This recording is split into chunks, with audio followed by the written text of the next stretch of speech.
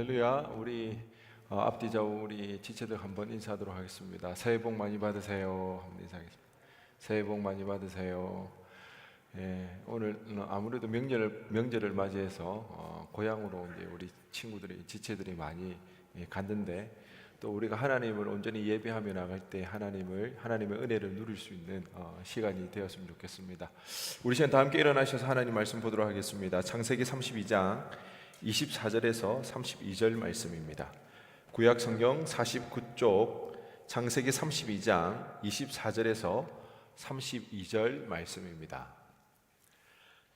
우리 한 절씩 교독합니다. 야곱은 홀로 남았더니 어떤 사람이 날이 새도록 야곱과 씨름하다가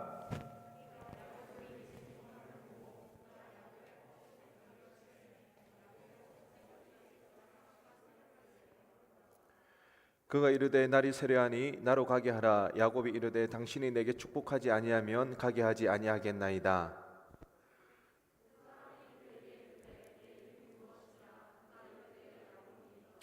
그가 이르되 내 이름을 다시는 야곱이라 부를 것이 아니요 이스라엘이라 부를 것이니 이는 내가 하나님과 및 사람들과 겨루어 이겼음이니라.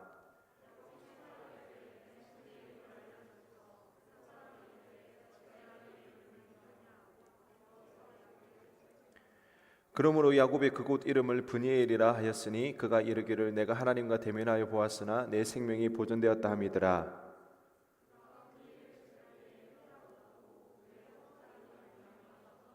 우리 함께 읽겠습니다. 그 사람이 야곱의 허벅지 관절에 있는 둔부의 힘줄을 쳤으므로 이스라엘 사람들이 지금까지 허벅지 관절에 있는 둔부의 힘줄을 먹지 아니하더라. 아멘. 자리에 앉으시기 바랍니다. 오늘 본문의 말씀을 가지고 사랑의 눈먼 하나님이라는 제목으로 은혜 나누기를 원합니다. 저희 첫째 아들 결이가 이제 초등학교 3학년 이제 4학년이 올라가는데요. 이제 방학도 하고 이러다 보니까 그리고 저와 저희 아내가 외출하는 시간이 많이 있다 보니까 집에 혼자 있어야 될 시간이 많습니다. 예전에는 참 걱정이 많이 되어서 결아 혼자 잘 있을 수 있겠어? 이렇게 이야기도 하고 결아 만약에 학교 갔다 와서 아니면 학원 갔다 와서 혼자 아무도 없더라도 너무 걱정하지 마라 이렇게 이야기를 하면 결이가 표정을 감추지를 못합니다. 너무 좋은 표정을, 혼자 있을 수 있다는 그 표정을. 왜 혼자 있는 게 그렇게 좋을까요? 유튜브를 볼 수 있기 때문에 그렇습니다. 분명히 이제 그 결이하고 약속을 했지만 이제 그 룰이 이제 깨지는 거죠. 혼자 있을 때 그 태블릿이나 컴퓨터를 이제 켜서 이제 보게 되는 거죠. 분명 자기 해야 할 루틴이 정해져 있거든요. 뭐 숙제도 하고 책도 읽고 해야 되는 게 있는데 어느 순간부터 그 혼자서 있을 때에 그 유혹을 이겨내지 못하는 것 같았습니다. 제가 그 이제 일을 마치고 이제 들어가다 보면 갑자기 총알같이 후다닥 자기 방으로 이제 들어갈 때가 있거든요. 그러다 보면 컴퓨터를 하다가 이제 방으로 이렇게 총알같이 뛰어 들어가는 거예요. 어느 날은 가만히 보면 갑자기 조용해요. 그래서 방에 들어가 보면 결이랑 유리랑 완전 집중해서 책을 정말 열심히 보고 있어요. 근데 가만히 가서 보면 페이지가 첫 페이지. 지금 막 보기 시작한 거죠. 여태까지 뭐 하다가 태블릿이나 컴퓨터로 영상을 보다가 이제 그런 것 같아요. 처음에는 이제 화도 냈죠. 약속을 지켜야 되는데 왜 약속을 안 지키냐고, 룰을 깨면 안 된다고 이러면 이렇게 더 이상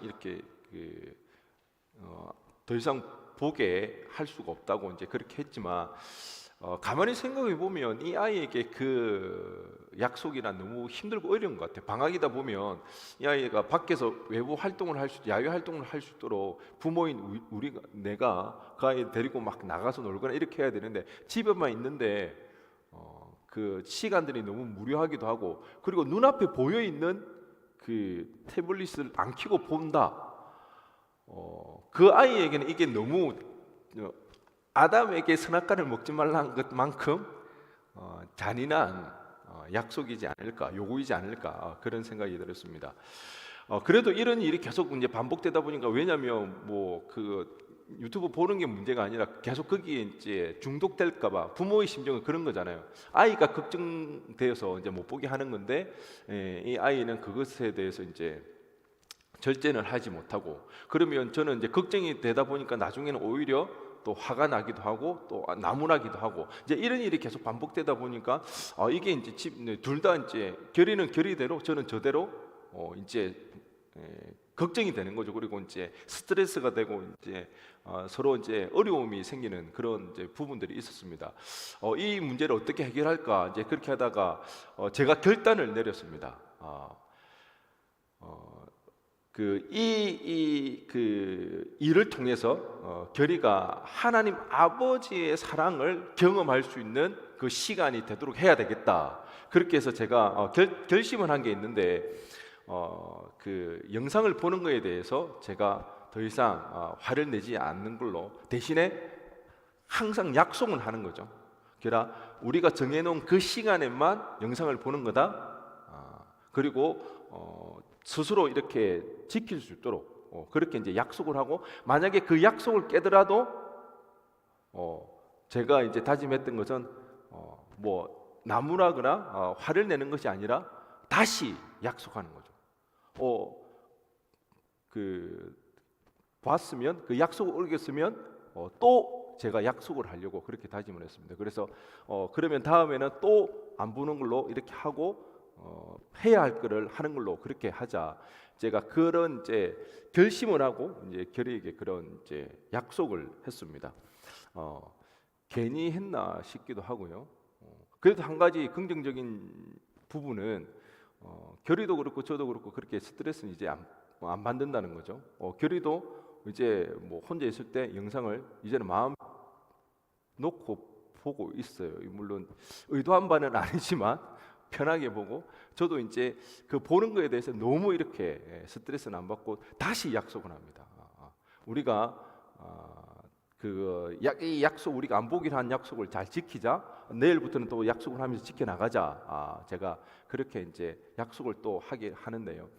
제가 이렇게 하는 이유는 이겁니다. 다른 게 아니라 이 일을 통해서 결의가 하나님 아버지의 그 끊임없이 기다려주시고 참아주시고 다시 약속해 주면서 기다려주시는 그 사랑을 몸소 체험해 볼 수만 있다면 저는 이 일이 성공했다고 생각됩니다. 그렇기 때문에 제가 결의하고의 이 일에 대해서 제가 결심을 한 거죠. 결단한 거죠. 그래서 화를 내기보다는 야단을 치기보다는 다시 약속을 하려고 합니다. 그래, 힘들었어, 어려웠어, 그러면 나이는 또 약속을 지키자고 그렇게 이야기를 했는데요. 오늘 본문에 보니까 이와 유사한 이야기가 나타나죠. 바로 하나님 아버지의 눈먼 사랑이 이렇게 나타나고 있습니다. 야곱이 하나님과 싸움을 했습니다. 씨름을 했거든요. 그런데 야곱이 이겼습니다. 여러분, 하나님과 씨름을 하고 싸움을 해서 야곱이 이겼다, 이게 이해가 되는 부분인가요? 과연 그게 가능한 일인가요? 사실 있을 수 없는 일이죠. 그런데 야곱이 이기게 되었습니다. 다르게 이야기하면 하나님이 져주신 거죠. 야곱과의 씨름에서. 왜 하나님이 져주셨을까요? 다른 이유가 없습니다. 야곱의 그 소원을 들어주시기 위해서 하나님은 져주신 겁니다. 오늘 야곱은 참으로 불안해하고 있습니다. 왜냐하면 내일이면 형 에서를 만나야 하기 때문입니다. 형 에서가 아무리 생각해도 자기를 만나게 됐을 때, 물론 20년이 지난 일이지만 자신이 장자권을 빼앗아 모든 복을 아버지로부터 복을 자기가 받았는데, 그 사건을 두고 형 에서가 여전히 자신을 가만두지 않을 것 같았습니다. 그래서 그는 매우 불안해하며 떨고 있는 그런 상황입니다. 그래서 그가 이렇게 불안해할 때 그가 잘했던 것처럼 또다시 머리를 쓰기 시작합니다. 엄청난 예물을 먼저 보냅니다. 형 에서에게. 왜? 그의 형 에서의 마음을 녹이기 위해서. 그리고 그는 다시 그의 두 명의 부인과 두 명의 그 여종과 그리고 11명의 아들을 먼저 보냅니다. 그리고 그는 다시 야복강을 건너와서 혼자 이렇게 남아 있습니다. 그럼에도 불구하고 그의 불안과 그의 두려움은 가시지를 않는 거죠. 그때 그 새벽에 그렇게 불안해하고 두려워하고 있는 그 야곱에게 하나님께서 친히 찾아오시는 거죠. 그리고 그에게 상대해 주시는 것입니다. 여기 은혜가 어디에 있는가? 오늘 성경에 보니까 야곱이 하나님과 씨름하고 하나님과 싸움을 했다 이 이야기가 나오는데, 만일 새벽이 아니었다면, 밤이 아니었다면 그는 감히 신적인 존재에게 대항할 힘도 없었을 것입니다. 그런데 이 밤에 어둠컴컴하여서 그 상대방이 누군지 식별조차 어려운 그런 시간이었기 때문에 그는 그 사람과 씨름할 수 있었던 거죠. 어떻게 보면 이것도 하나님의 낮아지심과 그 상대방을 위한 배려라고 우리는 볼 수가 있는 거죠. 그래서 야곱은 그 하나님을 붙잡고 씨름하는 이야기가 등장하게 됩니다. 그리하여 결국에는 그는 그 상대방을 끝까지 놓지를 않습니다. 새벽 해가 돋을 때까지 하나님을 잡고 씨름하면서 그의 한도뼈가 부러지는 한이 있더라도 끝까지 자신에게 축복해달라고 그렇게 기원을 합니다. 왜요? 그에게는 다른 방법이 없었기 때문에, 이 위기와 이 어려움 상황에서 그 문제를 타개할 만한 다른 대책이 없었기 때문에 그는 끝까지 하나님을 붙잡게 되는 거죠.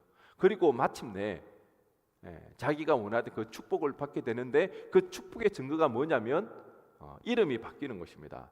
이제는 너를 다시는 야곱이라 하지 말고 이스라엘이라 하라, 그렇게 축복을 받게 됩니다.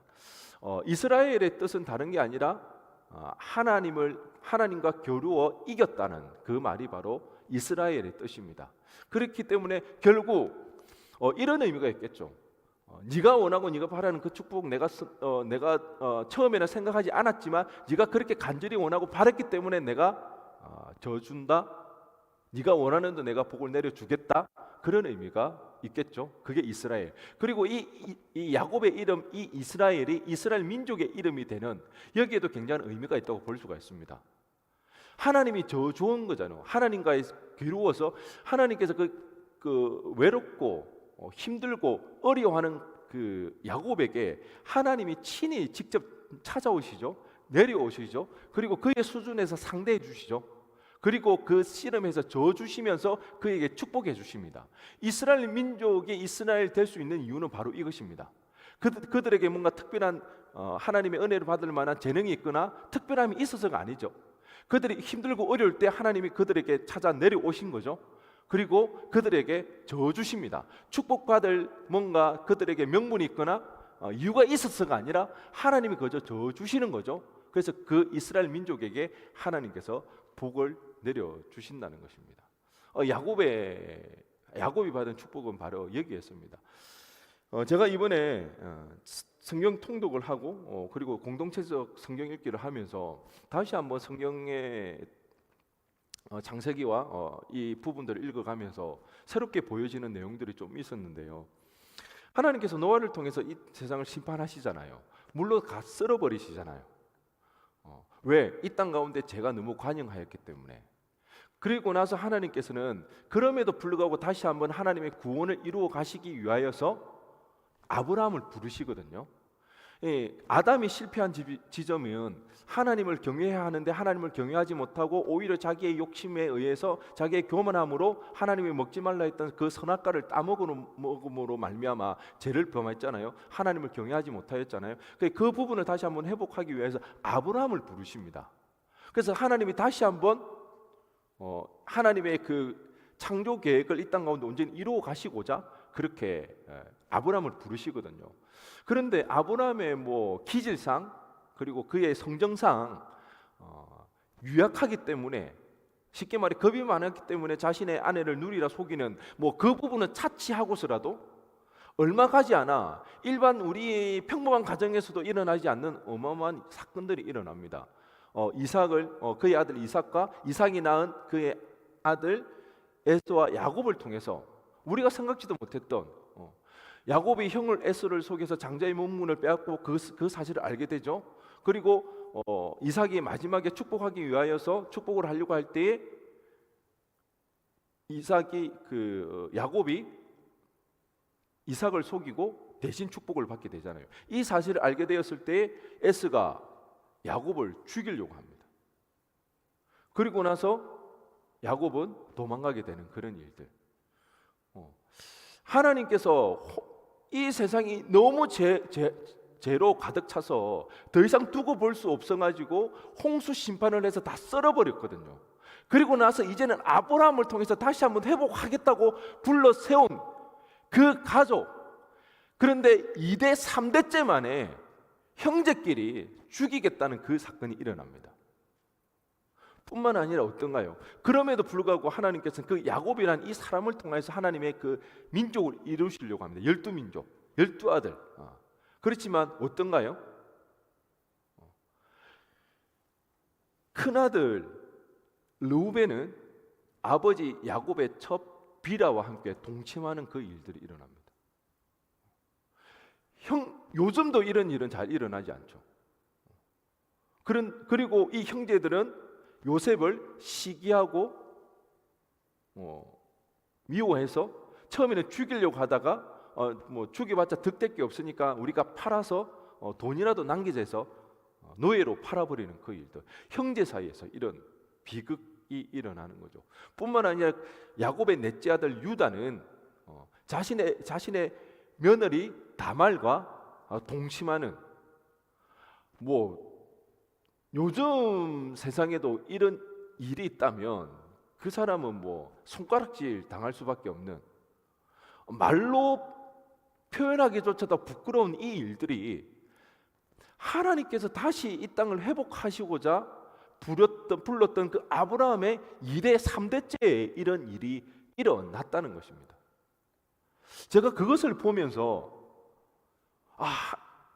그때 하나님의 마음은 어땠을까? 분명히 제가 꽉 차서 더 이상 두고 볼 수 없어서 홍수 심판을 내려 이제 끝냈는데, 그래서 다시 한번 이 땅을 재건하고자 아브라함을 불렀는데 2대째 3대 못 가서 한 세대가 30년이라고 그러니까 30년 60년이 안 돼서 이런 말도 하지 못할 이런 일들이 일어났을 때 하나님 아버지의 마음은 어땠을까? 다시 홍수 심판으로 쓸어버리고 싶지는 않았을까? 경악을 금치 못하지 않았을까? 여러분 생각에는 하나님이 어떤 생각을 했을 것 같나요? 하나님이 이런 상황을 보고 어떤 마음을 뒷목 잡지 않았을까요?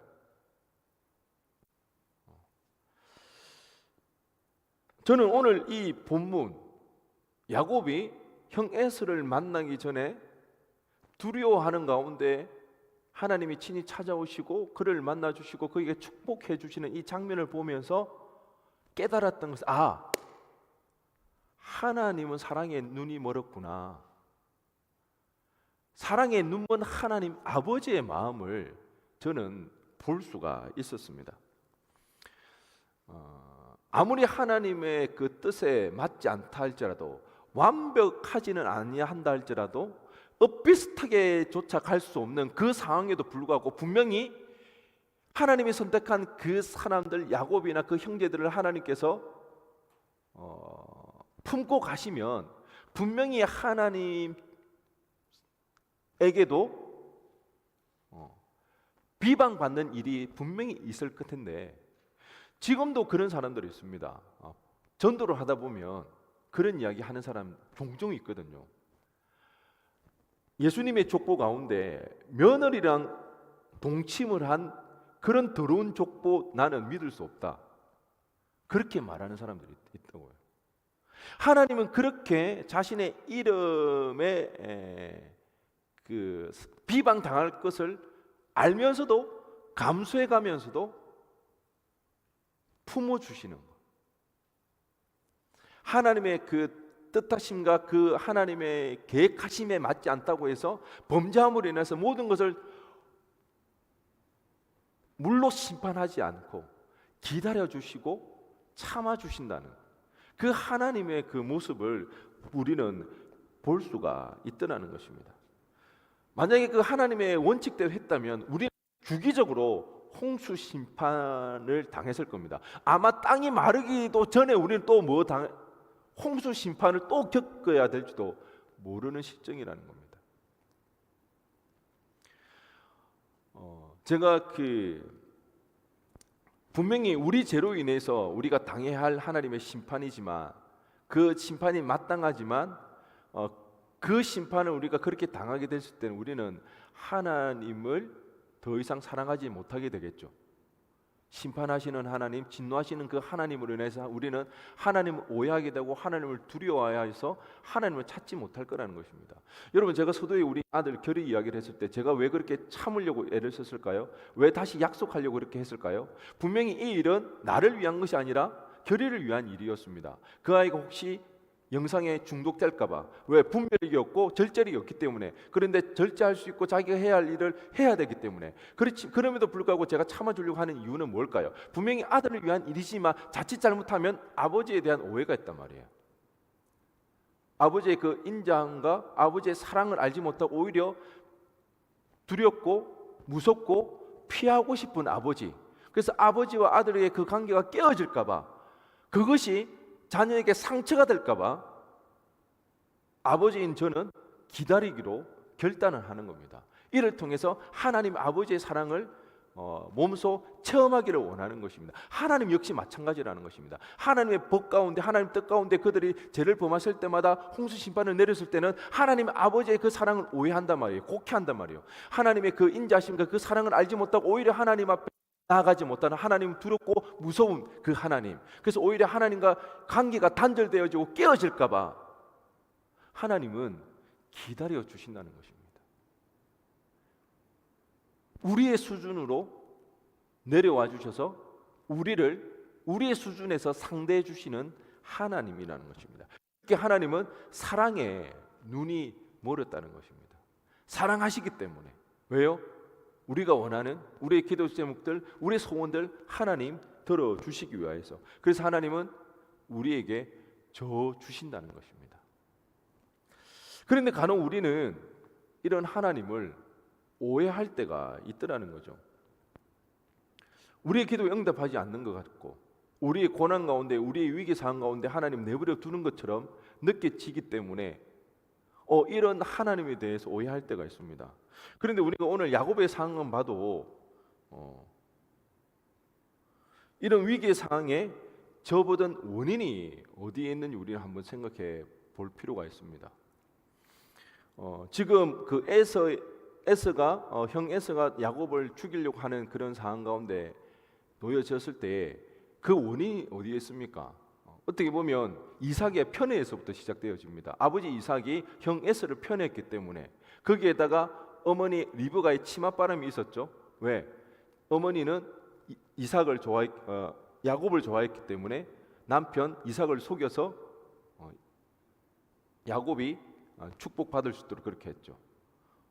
거기에 형 에서의 그 분노가 극에 달했고, 무엇보다도 야곱은 어떻습니까? 어떻게 보면 이 위기, 이 고난의 피해자가 야곱일 수도 있지만 이 위기 상황의 중심에 큰 역할을 했던 것은 바로 야곱의 욕심이 그 중심부에 있더라는 것입니다. 하나님이 이런 상황을 모르는 게 아닌 겁니다. 인간의 이런 죄의 경향성에 물든 모습에 일일이 반응했다면 우리는 아마 하나님을 찾을 생각도 못했을 겁니다. 그러기에 하나님 오히려 참고 기다려 주시는 것입니다. 이삭과 리브가의 자식들에 대한 그 편견, 에서의 분노에서 시작하여서 야곱의 욕심으로 인해 파국으로 치닫게 되었던 이 가정의 이런 불상사 속에서 하나님은 긍휼함으로 그들에게 다가가셨습니다. 그리고 이 야곱에게 닥친 이 위기 상황을 하나님은 기회로 삼으셔서 하나님께서 은혜를 베풀어 주시더라는 것입니다. 우리는 흔히 하나님께서 하나님의 사람을 다루어 가시고 하나님의 사람을 만들어 갈 때에 그들을 하나님께서 시궁창으로 몰아넣는다고 생각합니다. 왜? 고난을 통해서 단련하시기 위해서. 물론 그럴 경우도 있습니다. 그런데 대부분의 경우는요, 하나님께서 고난의 그 시궁창으로 우리를 밀어넣는 게 아닙니다. 우리가 시궁창 속에 빠져 있습니다. 그 모든 문제들을 누가 만들어냈다고요? 우리 자신이 그렇게 만들어냈습니다. 야곱에게 있어서 발생되었던 이 문제의 원인들이 다 누가 있습니까? 누구에게 누가 그 원인이 있습니까? 하나님께서 야곱을 하나님의 사람으로 만들기 위해서 그런 어려움에 밀어 넣으신가요? 아니요. 야곱 스스로가 그 가족이 만들어 놓은 상황이라는 것입니다. 그렇지만 하나님께서는 그 난장판으로 만들어진 그 상황 속에 하나님께 친히 찾아가신다는 거죠.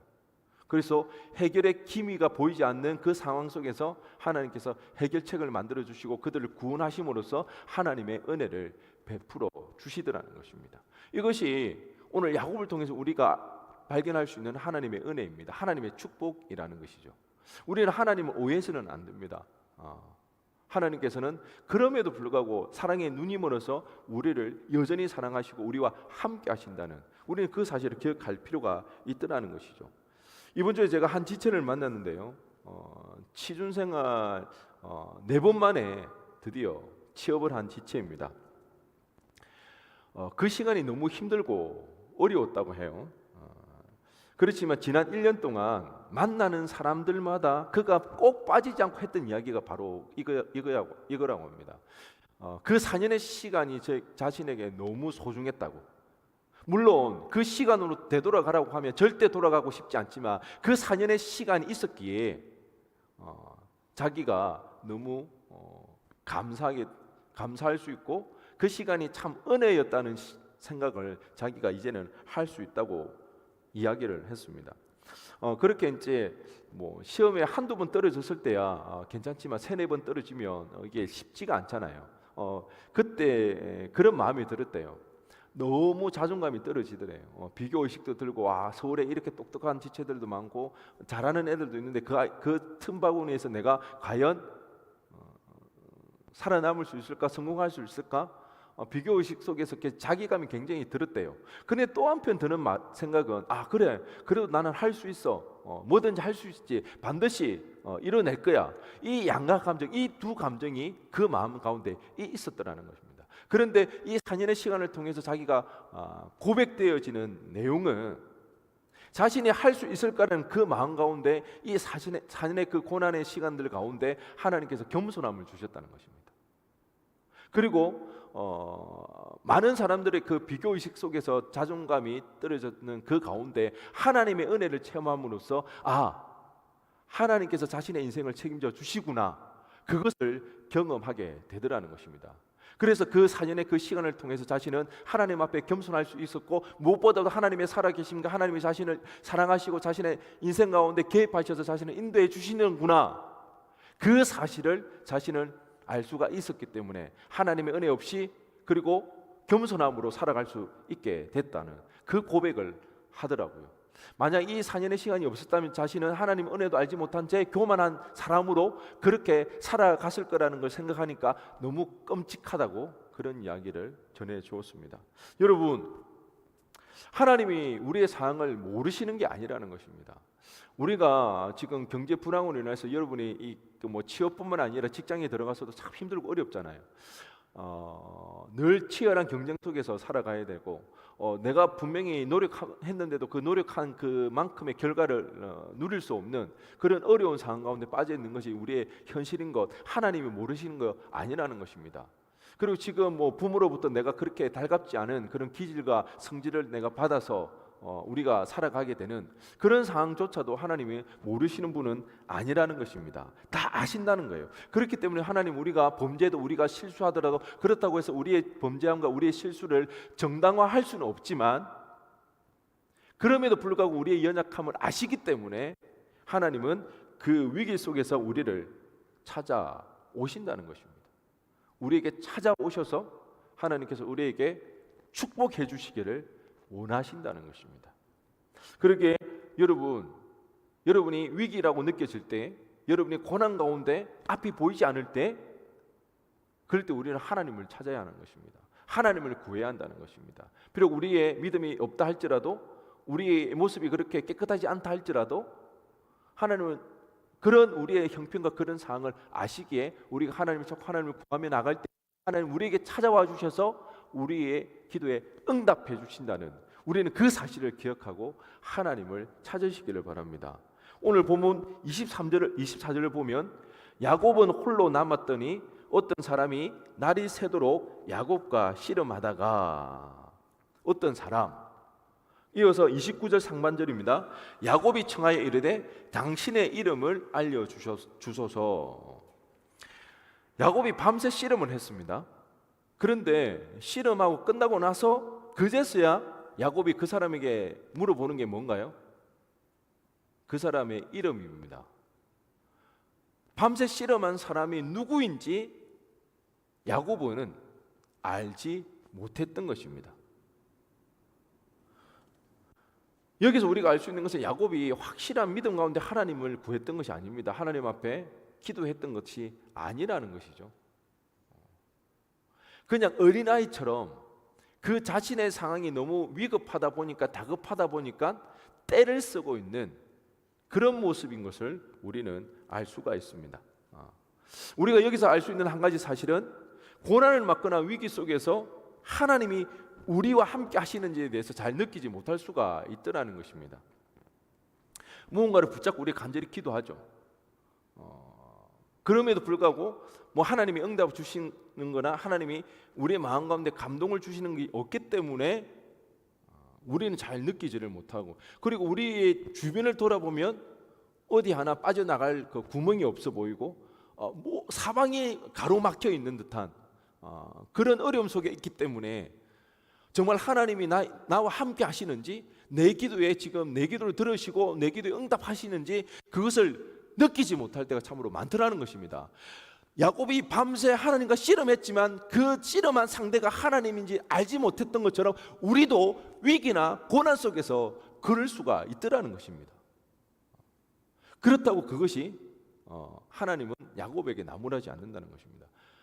우리가 느끼지 못한다고 할지라도 하나님이 우리와 함께 하시지 않는 게 아니더라는 것입니다.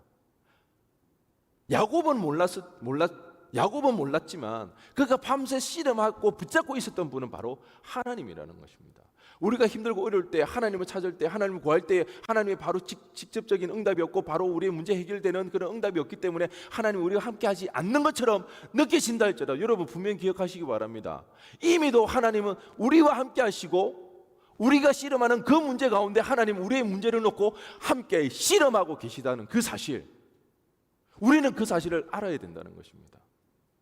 야곱이 밤새 씨름했을 때에 그 씨름한 상대가 하나님인지 그는 알지를 못했다는 것입니다.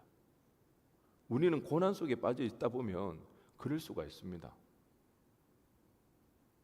지나고 나서 보면 그제서야 보이는 게 있더라는 겁니다. 그래서 중요한 건 뭐다? 힘들고 어려울 때 고난 가운데 우리는 뭐 해야 된다? 하나님을 찾아야 된다. 하나님을 구해야 된다는 것입니다. 그러면 하나님이 이미 내가 씨름하는 그 문제와 함께 하나님께서 그 문제를 놓고 씨름하고 계시다는 것. 그러기에 여러분 올 한 해 우리가 살아갈 때에 어려울 때 위기 상황에 빠졌을 때 하나님을 찾으시기 바랍니다. 기도하시기 바랍니다. 우리가 씨름하는 그 문제 가운데 누가? 하나님이 함께 씨름하신다는 그 사실을 꼭 기억하시고 하나님을 찾으시기를 바랍니다. 오늘 야곱은요 하나님께 축복해 주시기를 간절히 원했습니다. 왜? 자신의 힘으로, 자신의 지혜로는 이 문제를 해결할 수 없었기 때문에 그의 환도뼈가 부러질 정도로 끝까지 포기하지 않고 기도했던 것은 자기에게 축복해 달라고. 자기에게 축복해 주지 않으면 자기는 죽을 수밖에 없는 그런 상황 가운데 지금 놓여져 있더라는 것입니다. 결국 야곱이 축복을 받아내죠. 오늘 보면 29절입니다. 야곱이 청하여 이르되 당신의 이름을 알려주셔서 그 사람이 이르되 어찌하여 내 이름을 묻느냐 하고 거기서 야곱에게 축복한지라.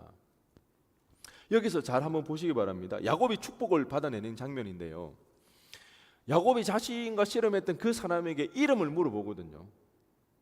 그리고 왜 네가 나에게 이름을 묻느냐 이러면서 이제 축복을 하는데,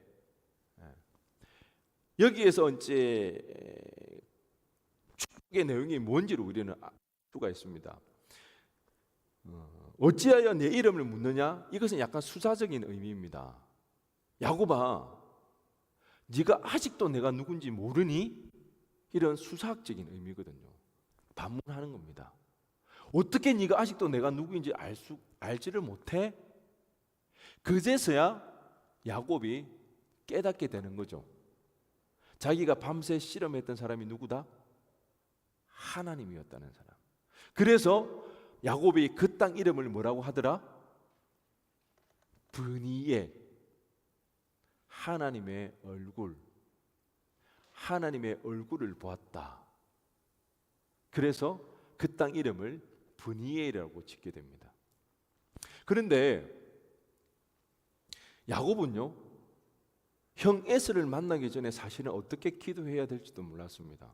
인간적으로 아무리 하나님 앞에 기도한다 한들 갑자기 자기에게 병사가 많이 불어나거나 자기의 힘이 갑자기 좋아져 가지고 형을 이길 만한 그런 일은 일어나지 않을 거니까 하나님 앞에 이 위기 상황 속에서 어떻게 기도해야 될지조차도 아마 몰랐던 것 같아요. 그러니까 붙잡고 축복해 달라고, 다른 말로 좀 살려 달라고 그런 이야기를 하고 있습니다. 그랬을 때 하나님께서 분명히 야곱에게 축복해 주시죠. 당신의 이름이 무엇입니까? 야곱아, 네가 아직도 내가 누군지 모르겠니? 이러면서 내가 너를 축복하노라. 그랬을 때 야곱이 깨달은 게 뭐예요? 아, 하나님이시구나. 내가 하나님의 얼굴을 보았구나. 축복의 내용이 바로 이거라는 것입니다. 야곱이 뭘 보았다? 하나님의 얼굴을 보은 것이 야곱에게 축복이었다는 것입니다. 야곱의 문제를 해결할 수 있는 키가 되더라는 것입니다. 야곱이 지금 가장 두려워하는 것이 무엇입니까? 내일이면 날이 밝으면 이제 약복강을 건너가서 자신을 죽이려고 하는 그 형을 봐야 되는 것입니다. 형의 얼굴을 대면해야 되는 것이죠. 그런데 도저히 형의 얼굴을 대면할 자신이 없는 거죠. 그런데 오늘 이 새벽에 그가 밤새 씨름했을 때 하나님의 얼굴을 대면했을 때 그가 느꼈던 마음은 어떤 것이었을까요? 내가 하나님의 얼굴을 대면하고 보았음에도 불구하고 여전히 살아있구나. 하나님의 얼굴을 보았는데도 살아있다면, 내 생명이 보존되었다면 형 에서의 얼굴을 보고 나서도 어떻게 되겠다? 살 수 있겠구나. 확신이 들었던 겁니다. 여러분, 때로는 우리에게 많은 문제와 위기 속에서 그 해결책조차도 우리는 생각해내지 못할 때가 참으로 많이 있습니다. 그래서 도대체 하나님 앞에 어떻게 기도해야 될지 기도 제목조차 생각나지 않을 때에, 그런데 우리가 많은 그 위기 상황과 그 문제들 앞에서 우리가 가장 먼저 해야 할 것은 하나님의 얼굴을 구하는 것입니다. 하나님의 얼굴을 찾는 것입니다. 우리의 머리를 아프게 만들고 도망치고 싶고 그 문제를 바라보지 못하게 하는 그 문제들 앞에 우리가 하나님의 얼굴을 찾고 하나님의 얼굴을 보게 될 때에 우리는 그 문제 앞에 당당히 대면하게 할 수가 있는 것입니다. 더 이상 도망가지 않을 수가 있더라는 거죠. 여러분, 하나님의 얼굴을 구하는 것이 우리가 누릴 수 있는 가장 큰 축복이라는 것입니다. 하나님은 야곱에게 다른 능력을 주신 것이 아닙니다. 기적이 나타나서 에스의 병력이 갑자기 두려운 마음에 떠나가거나 죽게 되는 그런 일이 일어나지는 않았습니다. 야곱이 밤새 하나님을 붙잡고 기도했을 때 받았던 응답은 다른 게 아니라 하나님의 얼굴을 배운 거, 그거 말고는 없더라는 것입니다. 그 축복을 받고 난 뒤에 야곱의 모든 문제는 해결되더라는 것입니다. 우리를 위축되게 만드는 문제들, 우리를 두렵고 떨리게 만들고 도망가게 만드는 그 문제들 앞에 우리가 하나님의 얼굴을 보게 될 때에 우리는 당당히 맞설 수가 있습니다. 불안한 마음 가운데 하나님의 안정감이, 안심이 들어서 세상을 향해 우리는 담대히 나아갈 수가 있다는 것입니다. 여러분, 하나님의 얼굴을 구하시기 바랍니다. 하나님의 얼굴을 찾으시기 바랍니다. 이것이 우리가 살 수 있는 길이라는 것이죠. 야곱이 그 하나님의 얼굴을 보았을 때에 그는 확신할 수가 있더라는 것입니다. 하나님께서 여러분 우리를 사랑하십니다. 지금까지 우리와 늘 함께 하시는 하나님이십니다. 우리와 함께 하신 그 하나님을 우리가 알기 위해서 우리는 하나님의 얼굴을 찾을 때에 올 한 해 2023년도 올 한 해는 그 하나님의 얼굴을 찾고 하나님 얼굴을 배웠고 그 힘으로 우리에게 주어진 많은 그 문제들 가운데 당당하게 담대하게 뛰어들어 승리하는 올해 되어지기를 주님의 이름으로 간절히 축원드립니다. 우리 시간 다 함께 일어나셔서 우리 찬양하며